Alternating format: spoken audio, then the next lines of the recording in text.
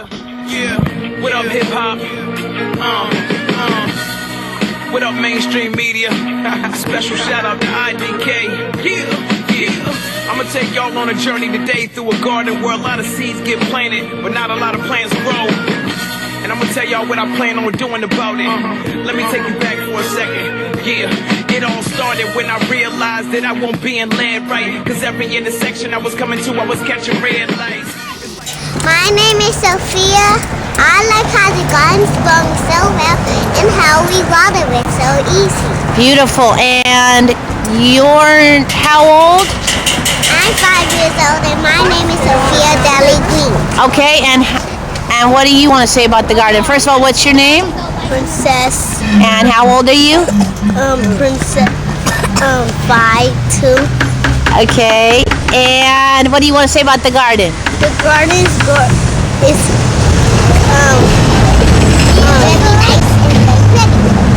very nice and very pretty, and I love it. All right. Okay, hon, what's your name? Mimi. And how old are you? 4. Okay, and what do you want to say about the garden? It's so beautiful, and I love it because it has all of these colors, and it has all of the colors I like. All right. And you guys are you promise to take care of the garden? Yeah. Okay, because it's our future, huh? And destiny. Okay. How about Mama Scholars? Mama Scholars appreciates having someplace safe for my kids to come to and be able to socialize in a safe environment. Okay, family, what do you want to say about the garden today? Well, yeah, thank you to our brother Donald. He was able to get one of the California native flowers that we're gonna get rid of on the next door neighbor. And so we just planted it over here, man. It brought some new life, brought some beautiful, and like the Ineldo from the Black Panther say, the way you get the community to care about the communities, you gotta beautify it. You know, if our community looks like a trash can, people's not gonna care for the community. So that's what we want to start doing here at Homefulness. No, it's not mine. What? Any comments about the beautiful garden? Look at you. The garden is beautiful. What can I say? The garden is so beautiful. I'm so happy that the garden is in our community, and I'm so looking forward to reaping the harvest of this beautiful, beautiful garden in the beautiful, beautiful area of Oakland. All right. I Don't fail me. Hip hop. Let me take you through a garden where they waiting on the harvest. In the underground is starving, ain't no water when they pour it in. The sun don't shine daily. I'm hoping that my green thumb don't fail me. I got a game plan, listen to my strategy. We need to take it back, all I'm asking for is sanity. They got me feeling kinda crazy how they capture me. And if I try to escape, I know they coming after me.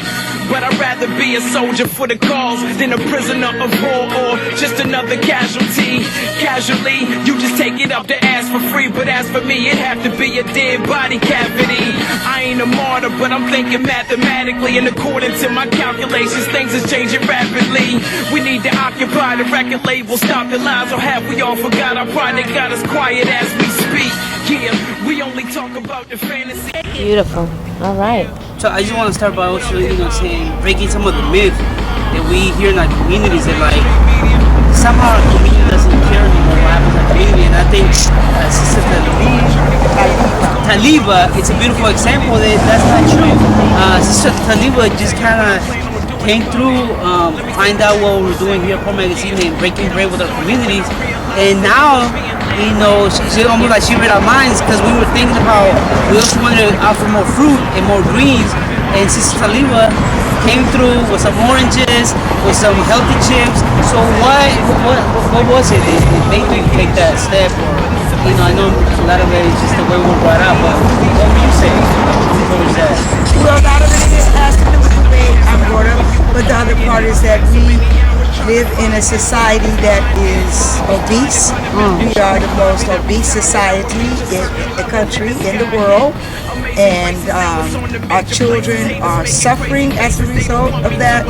And I feel like anything that I can do to contribute to make a happy, healthy outcome healthy food and providing healthy food in the community and in our homes, then anything that I can do, then I'm going to put it out there. I'm kind of different. I'm not on the same mainstream. Like I said, my daughter's 36 and my son is 31. I raised them all on natural foods. I made all their foods that morning and put them in glass jars. I gave them milk from my breast for over a year.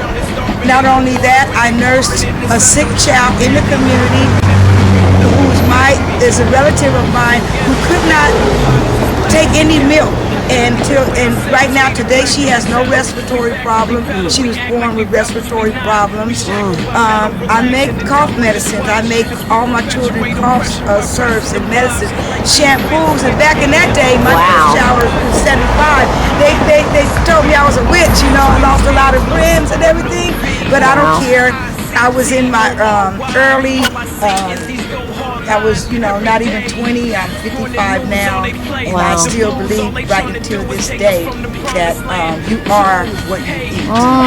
And saying that too, because one of the things why we started the community garden is because even myself, the other day we were trying to buy an onion, and unfortunately our neighbors before the store was here, we ended up having to go get an onion like 3 blocks away. So sometimes it's not that our community doesn't want to eat healthy, it's sometimes it's not accessible, especially communities of color. And I do kind of feel, talked down when all these, conscious, white, privileged, class privileged folks talk about, but you guys don't want to eat right. Well, we will eat right if the food was accessible. Thank you. I agree with that because, as I said, when I raised my children, it was a while ago, and even then, I would have to catch several buses to go to get the food that I thought my children needed. And even now today, I have to continue to go outside of my community to get the proper food that we deserve and need in our communities. And as human beings, because the food that we're consuming now and that they allow in our schools and things is not even food for human consumption. Thank you. Teach on that. So, I'm very concerned.